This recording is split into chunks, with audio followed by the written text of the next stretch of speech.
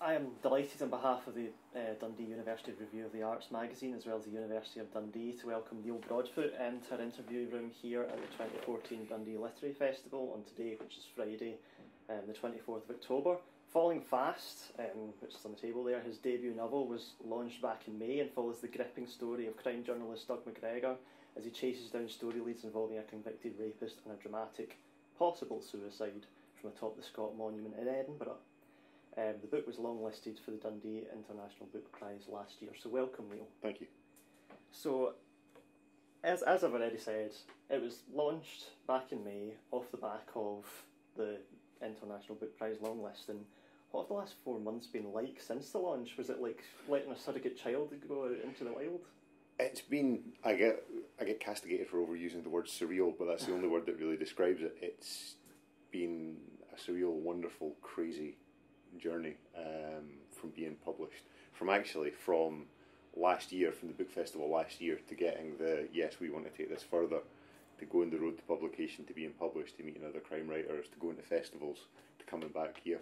It's just been a crazy ride, and it's been absolutely brilliant the entire way. Yeah, does it almost feel like this week is somewhat of a sort of completing of the circle, because you're now here with the published version, you're talking about even a second book? Yeah, I mean, I suppose it does finish the first chapter. Yeah. That, you know, chapter 1 was getting longlisted, and which then led to Sarah Band, who were looking to launch the Contraband imprint for crime fiction. That got me the profile to get them interested in me. They looked at the book, they said, we like it, we want to do a 3-book deal with you, and off it went. So then coming back with a finished book that's out there, that's in all good bookshops now, as it were, is very much the end of the first chapter, and now we're moving on to the next, which is book 2. Yeah, so in a lot of ways it's kind of special that Dundee has kind of launched you and then you're coming back here. Oh yeah, I mean, without Dundee and without the book festival, I wouldn't be on shelves. That wouldn't be sitting there. Yeah. I owe my career as a crime writer to Dundee and to the book festival and the publicity it gave me and the profile boost that it gave me to get me noticed. Yeah. Go Dundee, excellent.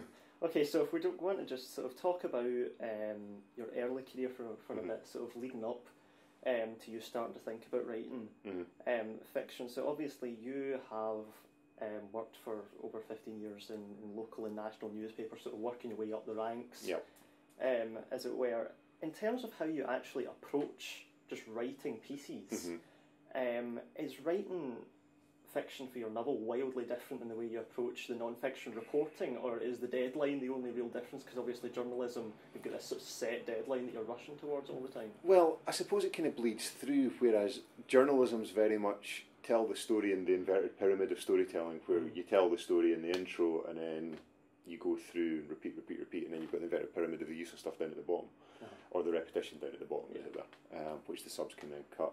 The subs do a much more important job than that. They don't just cut from the bottom. Sorry, I've got to say that I was a sub.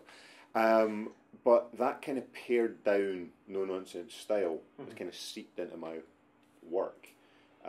You said about me starting to think about writing. I've always written. I've always known that this is what I wanted to do, which is why I got into journalism in the first place. It was very much a conscious decision of what can I do with words and the written word that will get me a career while I'm writing books and until I get a book deal.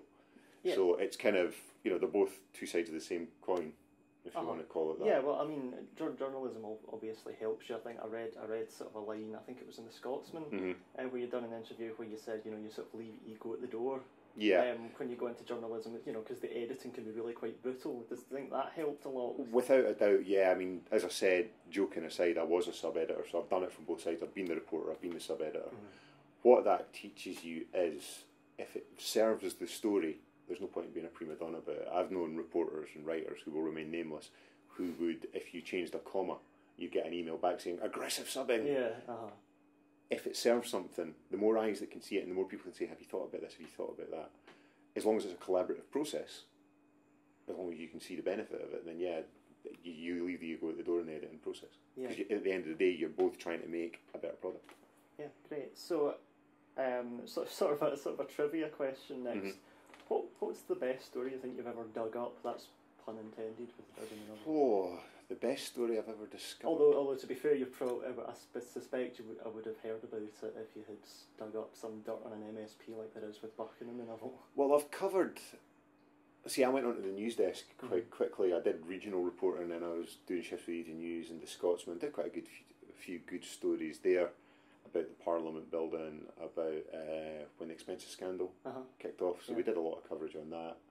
Was it mainly political stuff you were looking at, or was no, it a range of stuff? No, I was a general news. Basically, I was a news night editor, right. And then I was the kind of de facto deputy foreign editor and news editor and stuff on the Scotsman. So I was covering all the big stories of the day, and I was kind of helping shape the coverage of those stories of the day, going into conference and telling reporters what the editor wanted, etc., etc.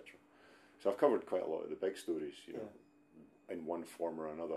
Whether that be the fall of Gaddafi when I was in foreign and I was talking to reporters who were out there, who were embedded there.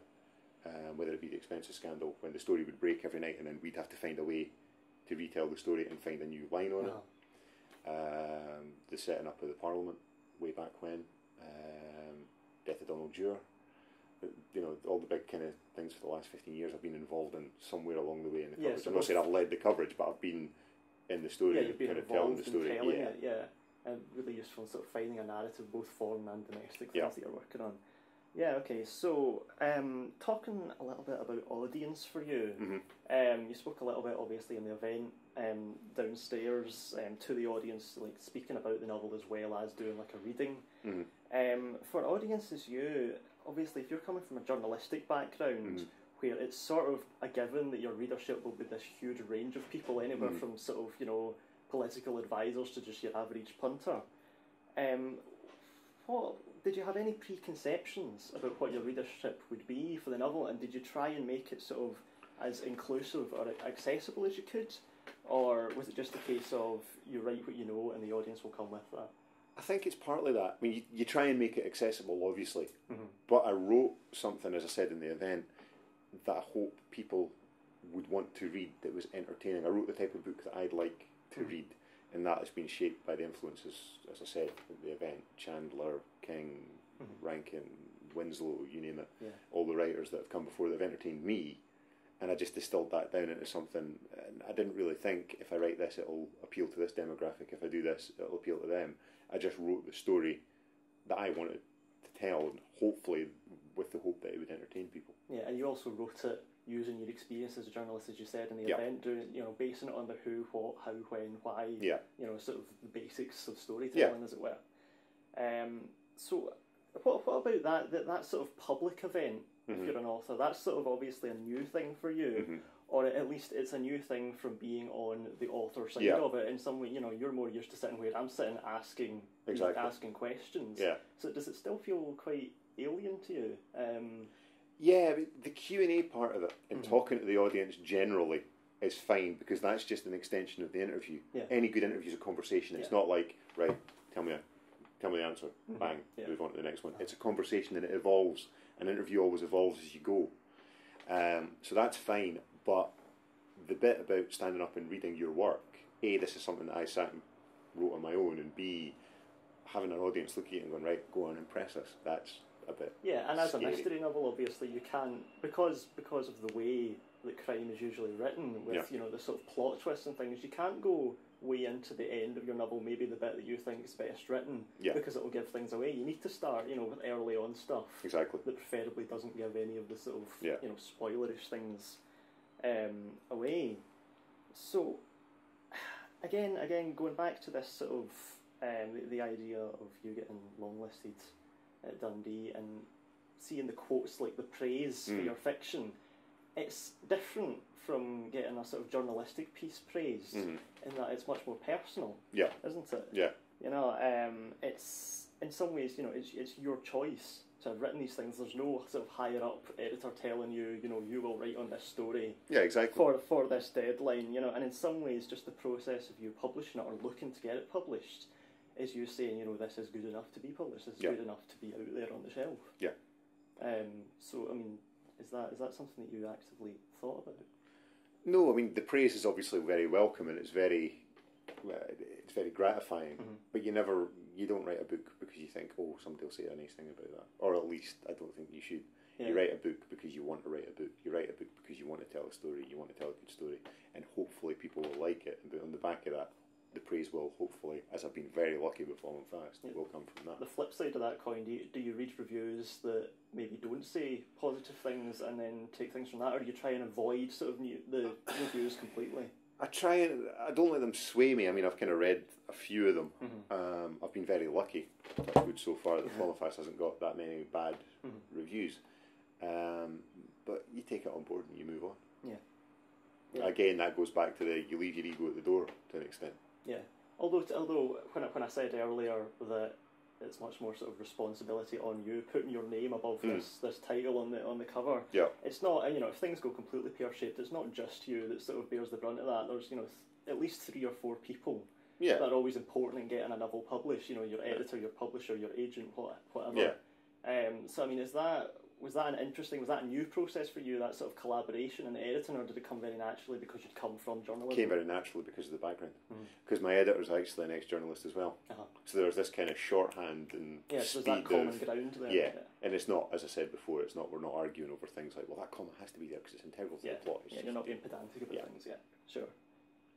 So, moving on to kind of talk about the book, I liked it a lot. I thought it was very good. But just starting off, you got a 3-book deal off the back of the long listing. You talked a little bit about this event, but we'll kind of retread slightly just for the sake of this interview. Did you start with a larger plot and then cut it down into sort of chunk sizes that you could do, or is each novel its own sort of standalone with the through narratives that are just the characters? Bit of both. When I initially wrote Falling Fast, it was a novel in and of itself, and then the 3-book deal came along, and my publisher Sarah said trilogy, and that pinged something in my head that said, wait a minute, I could tie these together by flicking a little bit of this and a little bit of that. But it's an ongoing series to me. I mean, I'm plotted up to book 8 and still working at it. But the first 3 books, I've kind of tightened them up a little bit to make them sit together. They're not. It's not like Star Wars: Empire Strikes Back, Return of the Jedi. It's not that type of trilogy. But there is a kind of through the characters are back. There's things that happen in book 2 that will inform book 3. Okay. There's things from book 1 that inform the characters and the people in book 2, as you would expect from something as traumatic as what happens in book 1. So it's that form of trilogy. But because she said that, it's kind of made me think narratively. What can I do? So it grew in the writing in that sort of sense. Yeah. But when you say something has sort of informed later events, do you mean that in terms of character or in terms of like a larger plot? So like the later novels would be sort of their own self-contained plot with the same characters, or is it going to become something almost like The Killing that is one continuous sort of case that the characters are always? It's not going to be one continuous case, but there are kind of references back to previous events in the future books. But I suppose the trilogy and the carry through is the effect of. It's not like at the end of every book a reset's pressed and Doug's his pristine self again. Yeah. He carries what happens with him. The events of Falling Fast carry with him into book 2. Yeah. As they would in real life. Yeah, exactly. The events of Falling Fast carry through for Susie in real life. I mean, obviously you've read the books, you know what I'm talking about. Yeah, there's things that I don't want to.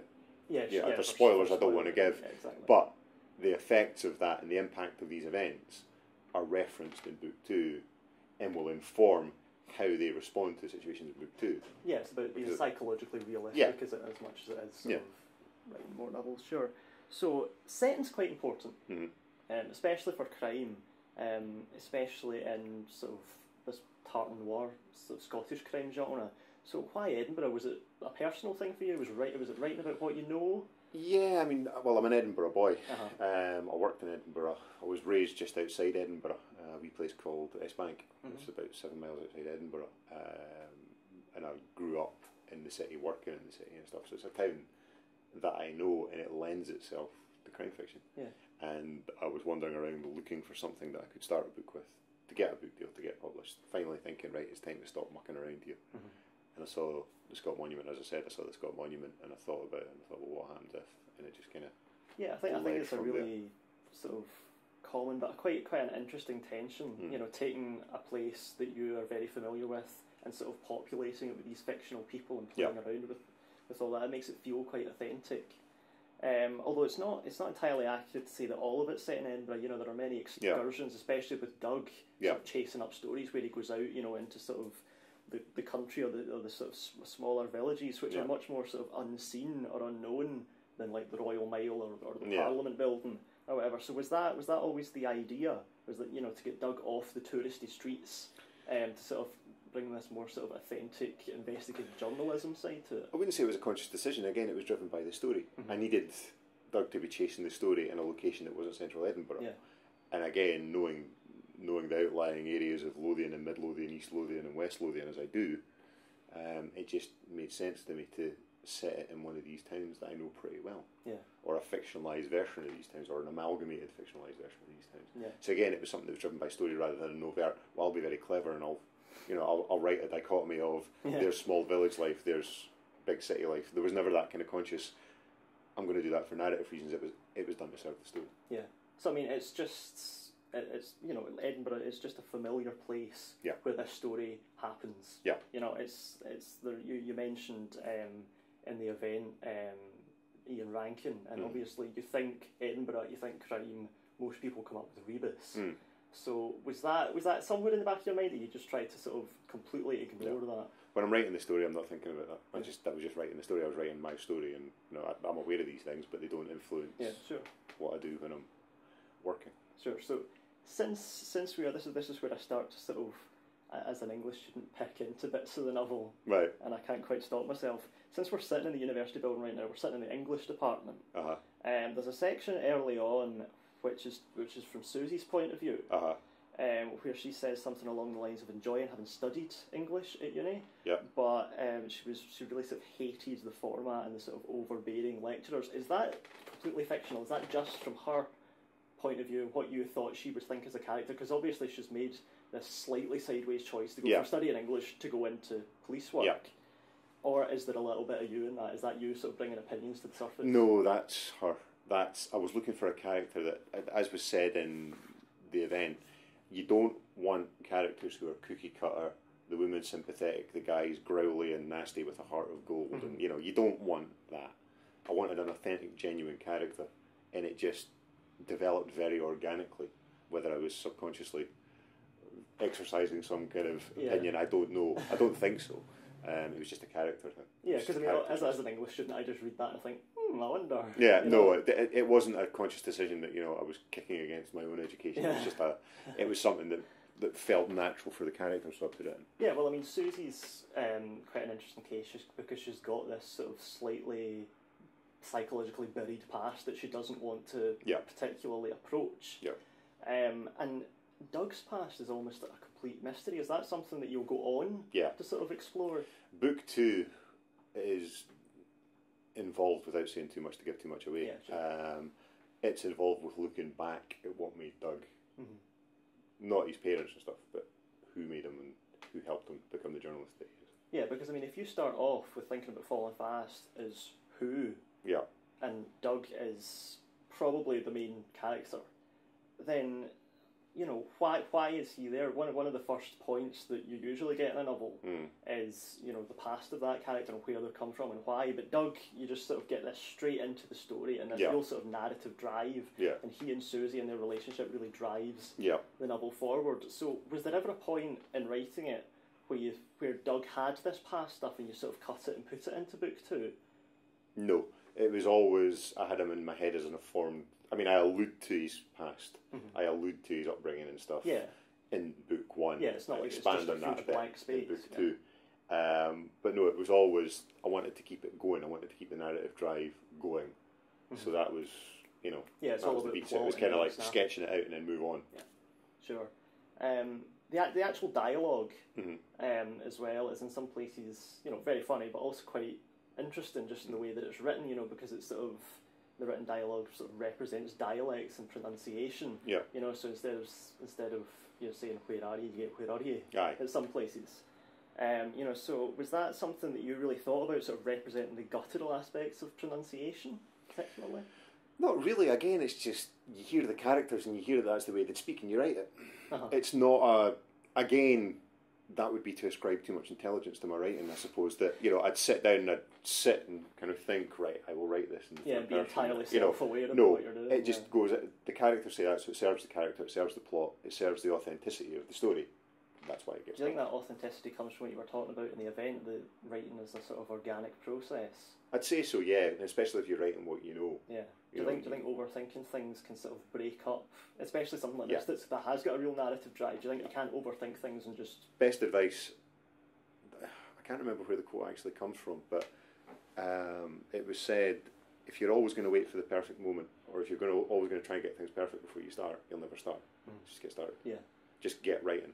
And see what happens. Yeah, because one of the things about the dialects, again, as an English student, as overthinking things, I see that dialect and then I think, is he using that in a sort of social sense? Is Doug, sort of the city boy, going to be saying, or well pronounced, well sort of enunciated questions and then have these sort of guttural responses? Yeah. But it never is like that. It's just real life as people talk, as you say. Doug's an everyman who, as we said, when he's interviewing somebody, he'll speak on the language. Yeah. That they, if he's talking to a Ned on the street, he'll be alright, pal. He does. Can you use a hand with this? Like that, if he's speaking to somebody like yourself, well, obviously, the more pronounced English comes in, and we're discussing like this. But it can flip, as all good interviews can. Yeah. You can flip for your audience. Yeah, absolutely. And there's also some quite sort of funny digs to do with language when you're talking about tourists pronouncing Loch Ness as Loch Ness. Yeah. Just in Edinburgh as Edinburgh. Was that you just letting your frustration out? Yeah, you hear a lot of that just about every August, right enough. Yeah. Obviously, Edinburgh's a tourist city. Yeah. So you do hear a lot of that. Yeah, obviously when you're sort of talking about the Royal Mile and the Scotland and stuff, absolutely. So sort of drawing on that in those sort of funny sections, your sort of flair for writing headlines comes through at times, particularly in the sections that are narrated by Hal. Yeah. Because he's reading this sort of... He's going through Buchan's backstory. Yeah. And there's one particular that jumped out at me. Tory has an illuminating moment and veers to the left. Did you write down... Did those just come to you while you were writing that bit, or did you think, let's try and come up with some clever things and then see what it came to me in the moment? Again, the background as being a sub-editor who writes headlines, who has to write punny headlines and stuff, just came to the fore. It just comes to you, and it just like a clever finger. Yeah. That was it. I'm not saying it's easy, because you do sit there and go, right, okay, what's the headline on that? But it kind of, I didn't overly think it. It's just kind of sure. Okay, so moving away, this is the opposite of funny now. I thought it was interesting from a narrative point of view how you approach what's really a horrific, a sadistic rape scene. Yeah. At very, very near the start of the novel. Yeah. Because it's hardly actually a conventionally scene at all, because it's told retrospectively by Doug, using this very sort of non-emotional, very calculated language, because he's reading a police report, but also partly because he's a reporter himself. So it's got that sort of narrative distance, even though Doug sort of interjects every so often to say, bastard or whatever. Yeah. Was it important for you to have that sort of narrative distance, so you weren't actually writing about these horrible things happening in real time? I think it didn't feel like you were inflicting it somehow. Not so much that, but I wanted to do something that didn't shy away from it, because it is such a strong narrative part of the book and it informs everything that happens. You've got to get the full brutality of it. Yeah. And if you're sometimes looking at just the facts of it is more brutal and more clinical and more traumatic than writing it in the first person florid prose of his heavy breath fell on her as he, that type of stuff. That's fine, but if you strip that out of it and just tell it as the facts and present it as a very bare, brutal picture, it kind of gets it across more powerfully. Yeah, no, I think that's a really effective, interesting way of doing it. Thank you. It certainly sort of jumped out at me that you were sort of framing it in that way, and then obviously finding out that you're a journalist, the cog starts turning. You think, he is thinking about the narrative in that way.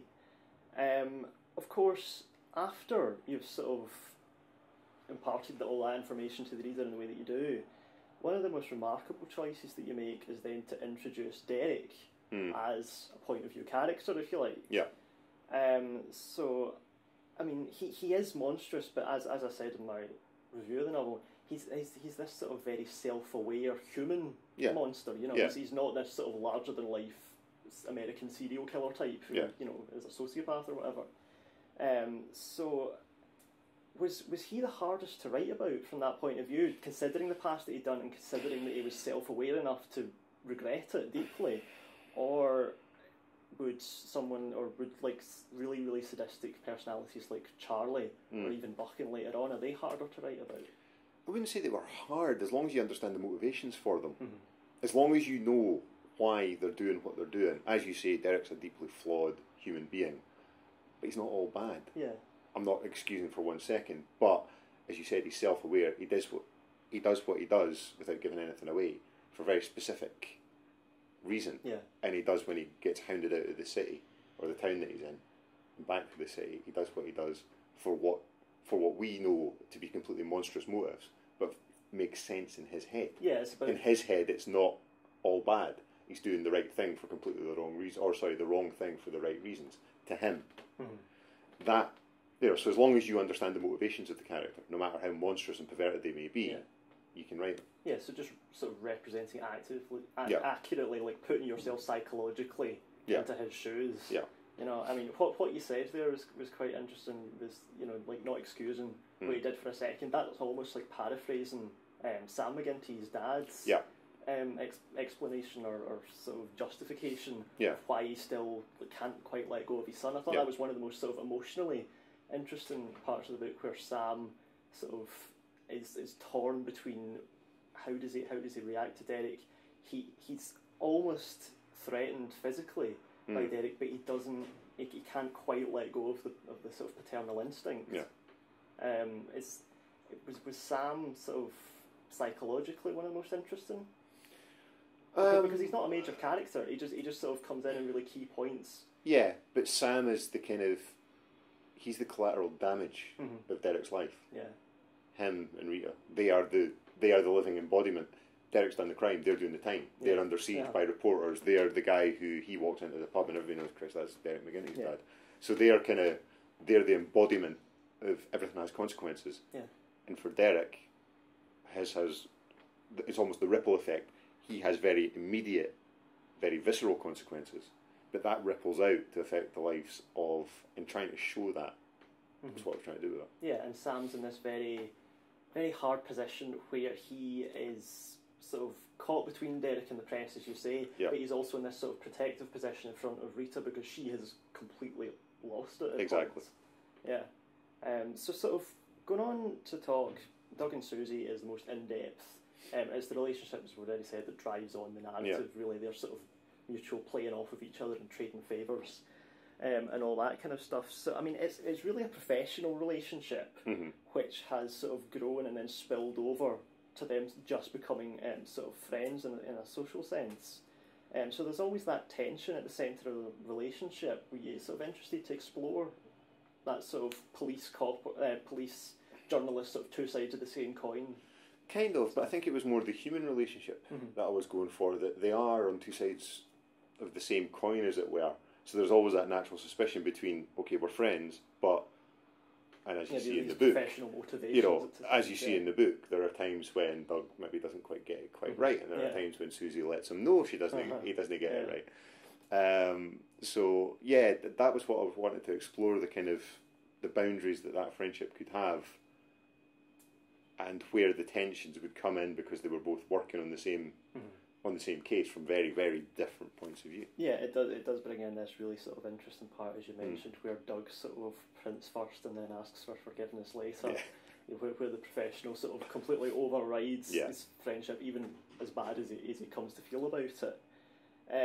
So I mean, between them, there's this sort of common analytical. There's almost an obsessive streak, you know, because journalists do 15-hour days as well as police. They can become completely obsessed with the story that they're telling or the crime that they're reporting, which in this case are the same thing.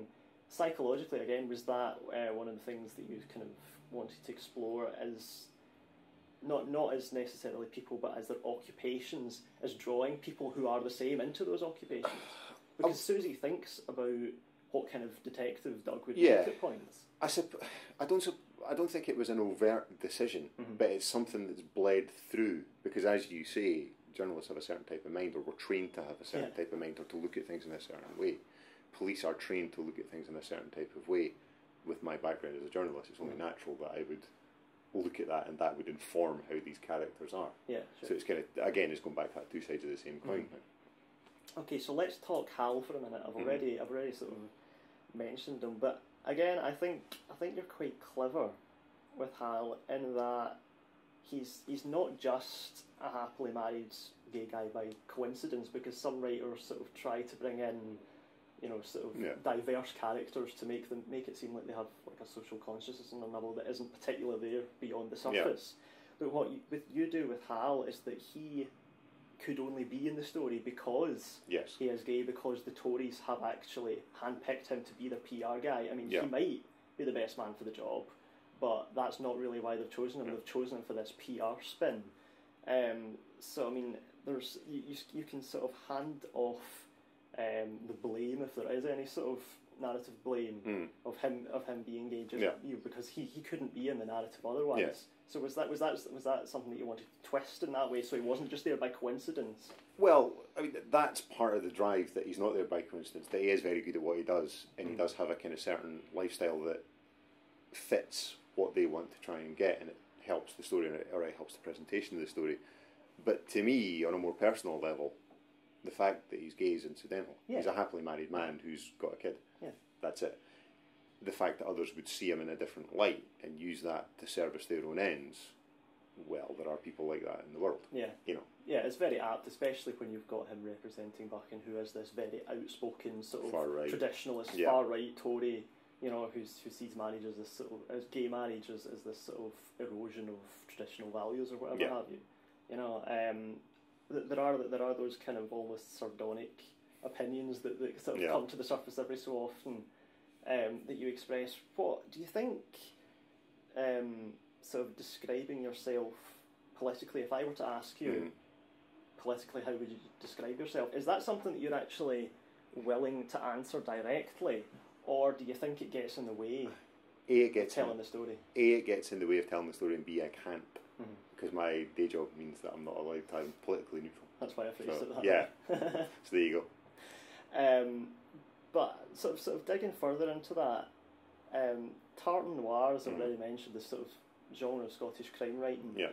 It's very interested in the ideas of sort of the relationship between political power and money, and the reputation that brings, and the corruption that all goes hand in hand. It's very sort of involved with those ideas. If you're not going to talk about your own sort of political affiliation specifically, how important do you think it is representing politics in crime novels like this?